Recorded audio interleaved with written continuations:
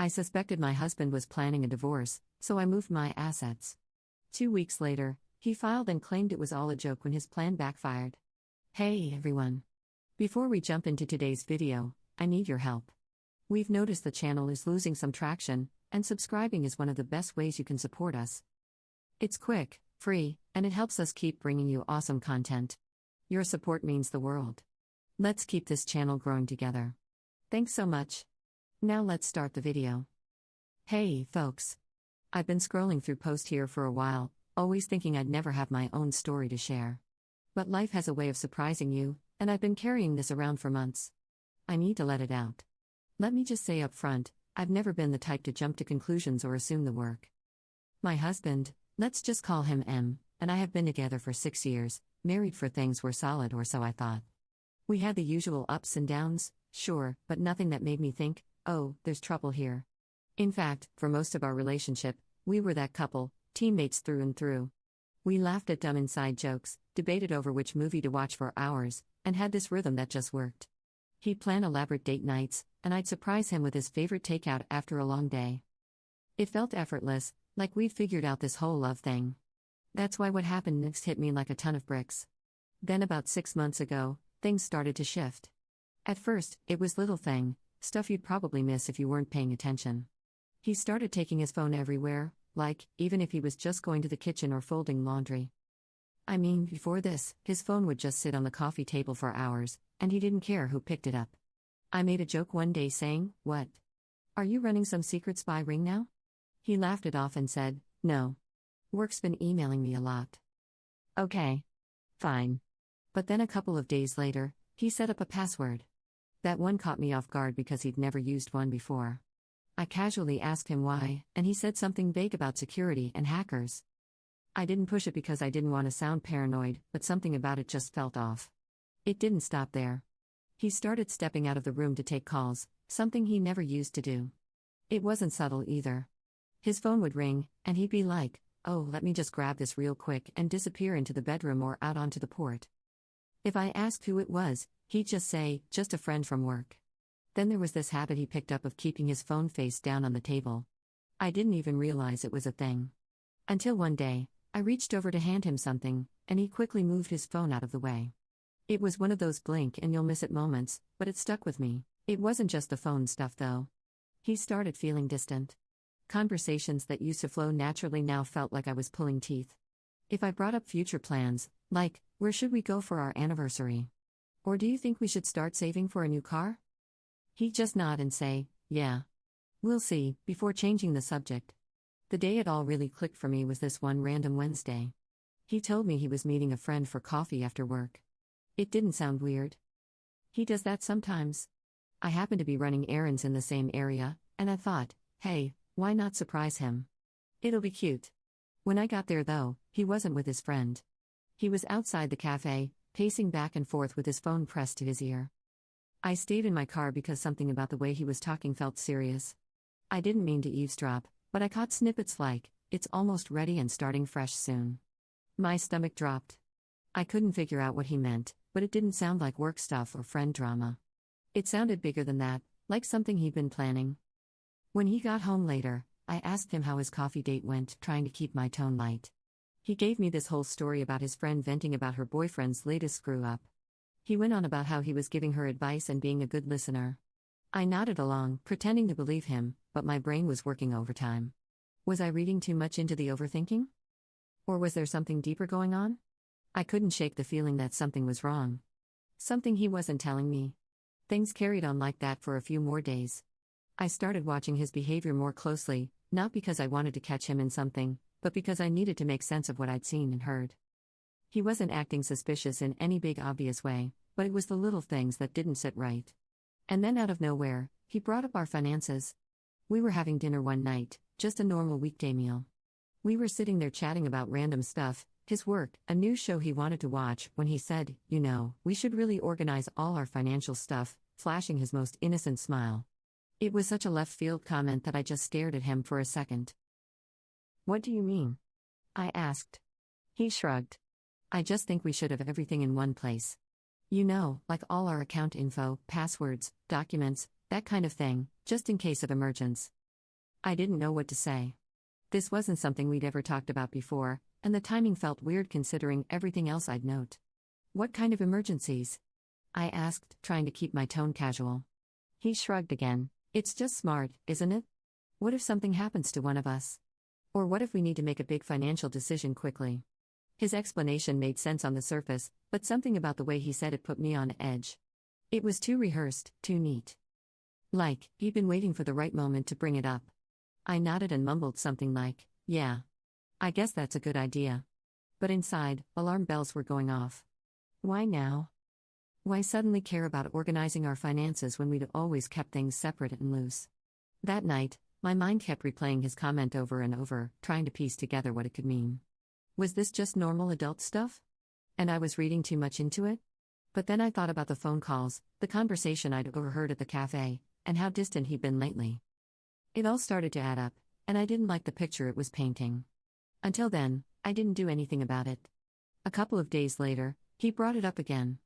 We were in the kitchen. I was making a sandwich, and he was scrolling on his phone. When he suddenly said, "Have you thought more about organizing the bank stuff? Like, do you know where all the account details are?" I put down the knife and turned to face him. Okay. What's going on? I asked, trying to keep my tone light but firm. You've been bringing up the finances a lot lately. Is there something we need to talk about? He finally looked up from his phone, surprised, like he didn't expect me to press him on it. No. Nothing's wrong, he said quickly, giving me a small laugh. I just think it's important. That's all. You know, for emergency. Emergencies like what? He shrugged. His face unreadable. I don't know. Just life stuff. It's not a big deal. I promise. I just think it's something we should get on top of. His answer felt vague, too vague. I nodded and let it go. But the way he avoided giving a straight answer only made me more suspicious. It didn't feel like a casual suggestion anymore. It felt like he was hiding something, and I had no idea what it was. So the next day, while he was out at work, I decided to take a closer look at our financial situation. I opened our joint account online and noticed something strange. A few small transfers had been made over the past month. Nothing huge. Just little amounts that didn't seem to have a clear purpose. They weren't labeled for bills or groceries or anything like that. I didn't want to jump to conclusions, but it looked like he'd been moving money out of the account for something, but I couldn't figure it out. I thought about confronting him, but something told me to wait. If I was wrong, I'd look like an idiot. And if I was right, well, I needed to be careful, and it was eating up on me. So I reached out to someone I trusted, an old college buddy who happens to be a lawyer. I told him what I'd noticed, trying not to sound like a conspiracy theory. Look, he said after I explained everything. I'm not saying something's definitely going on, but you're not crazy for wanting to be prepared. If you're worried about protecting your assets, now is the time to do it. Better safe than sorry. He gave me a rundown of what I could do, simple steps to make sure my finances were secure if something was going on. I'll admit, the idea of taking action like that felt extreme.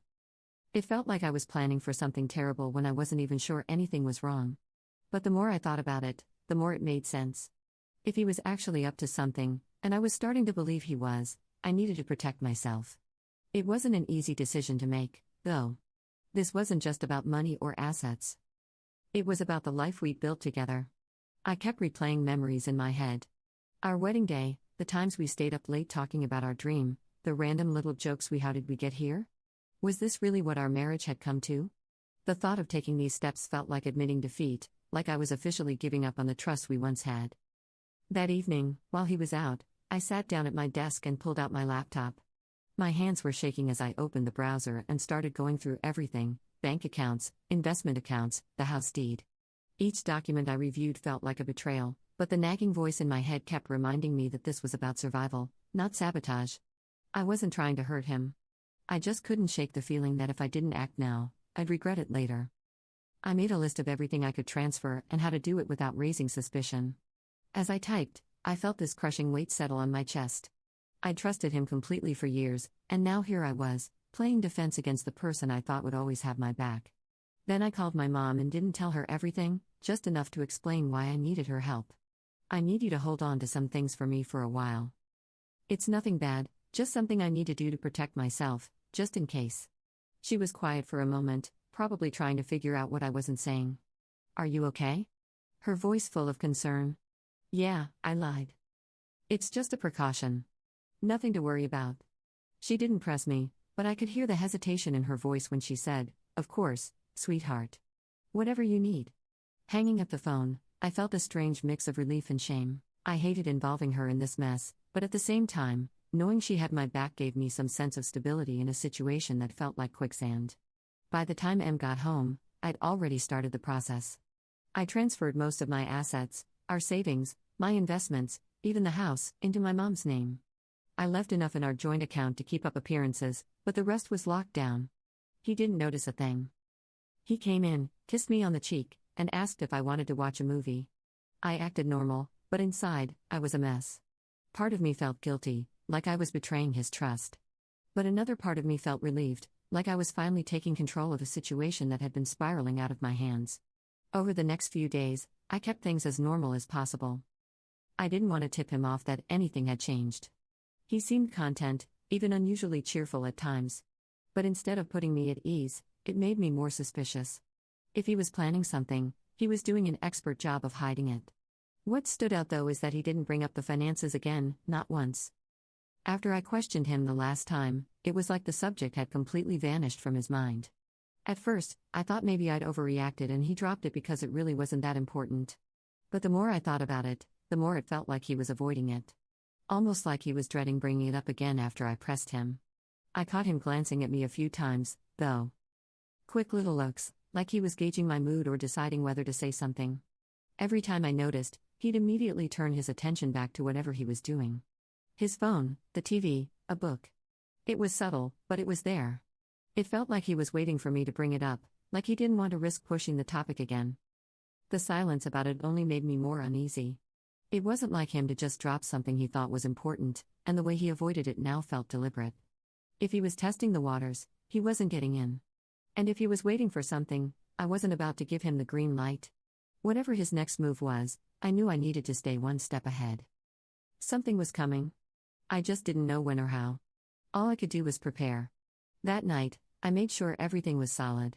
I went over the paperwork again, double-checking every detail of the asset transfers to my mom. The house, the savings, the investments, everything was legally in her name now, locked in a trust that couldn't be contested. I even called her to confirm she had all the documentation on her end. 2 weeks went by and things seemed normal, too normal actually. He was acting more affectionate, even initiating conversations about random stuff like work or what we should eat for dinner. It threw me off because for months, he'd been distant, avoiding anything deeper than surface-level talk. Part of me started to wonder if I'd been overreacting all along. Maybe the weird behavior was just stress or something I couldn't understand. But then on a random Friday night, he sat me down on the couch, turned off the TV, and said, "We need to talk." My stomach immediately dropped. I knew what was coming before he even said it. "I think we should get a divorce," he said. His tone so calm, it felt rehearsed. It wasn't angry, and it wasn't emotional. It was just cold. Like, he was telling me we'd run out of milk. I stared at him, unsure how to respond. As he launched into his reasoning, he talked about needing space, wanting to figure himself out, feeling like he'd lost his identity in the marriage, standard breakup lines that didn't actually explain anything. But then he said something that hit different. "You know, I've made a lot of sacrifices for you over the year, and I don't think you really appreciate them. I deserve more." That last part stung. It wasn't just about him wanting out. It was about him framing this like I owed him something, that all of this was my fault, and he was just claiming what was rightfully his. I sat there trying to process what he was saying, but a new question kept bubbling to the surface. "Why now?" Then he dropped a line that made everything start to click. "A friend of mine has been helping me see things more clearly," he said, not meeting my eyes. "A friend." I stayed quiet, letting him talk, but my mind was racing. Who was this friend? Why were they involved in my marriage? The way he said it wasn't casual. It sounded like someone had been hyping him up, convincing him that leaving me wasn't just an option, but some kind of strategy he needed to execute. And the more he talked about how he deserved more because of his sacrifices, the more I couldn't believe what I was hearing. Sacrifices? What sacrifices? He had been happy with me, or at least that's what he always said. I'd worked hard to give him the life he wanted, and I wasn't just talking about money. When he wanted to move closer to his job, I agreed, even though it meant a longer commute for me. When he wanted to take that expensive yoga retreat last year, I made sure we budgeted for it, even skipping a vacation I'd been looking forward to so he could go. I supported him when he switched careers twice, telling him it was okay to take the leap because I wanted him to be happy. I thought being a good wife meant putting him first whenever I could. And it wasn't like I was some inattentive distant partner. I showed up. I remembered anniversaries and random little things he mentioned liking. I planned date nights when he said he was feeling stuck in a rut. I listened to him vent about work, his friends, his family. I didn't always get it right, but I always tried. That's what made his "I deserve more" line sting so much. I didn't buy it, not for a second. He wasn't unhappy because of anything I did or didn't do. He was unhappy because something had changed in him. Maybe it was this friend he kept bringing up. Maybe it was something else. But the person sitting in front of me now wasn't the man I married, and I wasn't going to let him rewrite the story of our marriage to suit his new narrative. I didn't press him in the moment. Instead, I nodded and said something neutral like, "If that's how you feel, I guess we should figure out the next steps."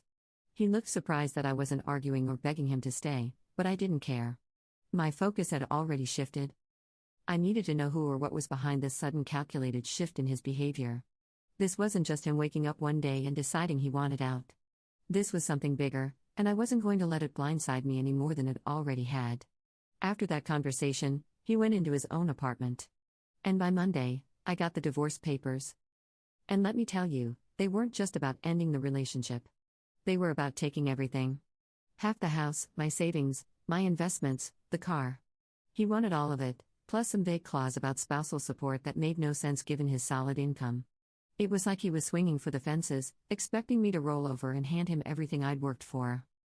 At first, I thought it was just him being vindictive, but the way he'd framed his demands, so detailed and aggressive, made me reassured there was someone coaching him through this. So I started digging. It wasn't like I could just ask him who he'd been talking to, so I had to get creative. I started with his social media. He hadn't blocked me, and while he didn't post often, I went through his tagged photos and comments looking for anyone new. That's when I noticed a pattern. Someone named Jenny kept liking and commenting on his posts. Nothing inappropriate, just enough to make me pause. I clicked her profile and it was public. She didn't seem like much at first glance. A woman in her 30s who worked in marketing, judging by her bio. But as I scrolled through feed, I noticed something strange. She posted a photo at the same cafe I'd seen him at weeks ago. On the same day, I overheard him talking about starting fresh. My stomach churned as I kept scrolling. There were more subtle hints, a comment on one of his posts saying, "You've got this," and a selfie sheet posted from what looked like his new apartment. None of it was concrete proof, but it was enough to make me suspicious. I wasn't sure what to do with this information, but I knew I couldn't just sit there and wait for answers to fall into my lap. His mention of a friend helping him through things had stuck with me, and I needed to know who it was. I decided to call one of our mutual friends, Lisa. She and my husband had been close for years, so if anyone knew what was going on, it would be her. I kept the conversation casual at first, just asking if she'd talked to my husband recently or if anything seemed off. Lisa responded quickly, saying she didn't know anything about a friend or any advice. I asked a few more questions, trying to probe gently, but she shut down the conversation defensively, saying she really couldn't help me. The whole thing felt rushed, like she was trying to avoid getting involved. Not ready to give up, I called another friend, Emily. I went through the same routine, explaining that I was just trying to make sense of everything. At first, she seemed hesitant, dodging my questions with vague answers. When I pressed her a bit more, she ended the call abruptly, leaving me more suspicious than ever. I sat there frustrated, trying to figure out what my next move should be. Then to my surprise, Emily called me back. She told me she needed to make sure whatever she said wouldn't get back to him. I promised it wouldn't. And after a long pause, she finally told me what she knew.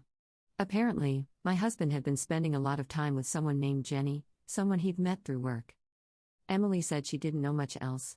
But from what she'd heard, Jenny was deeply involved in the advice my husband was getting about the divorce. Hearing that name felt like a piece of the puzzle clicking into place. Now it was clear this wasn't just about him needing space or finding himself. Someone else was in the picture, steering his decisions, and I was determined to find out why. I decided to confront it in my own way. That weekend, I drove to his apartment building and parked a block away, hoping to confirm what I already knew. Sure enough, a couple of hours later, he walked out of the building with Jenny. They didn't hold hands or anything, but the way they walked together, close, leaning in to talk was enough.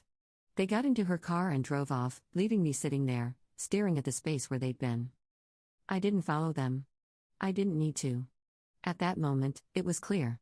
He hadn't just fallen out of love with me. He'd been planning his exit with someone else, and now it all made sense. The sudden distance, the financial questions, the aggressive demands in the divorce papers. He wasn't just leaving me.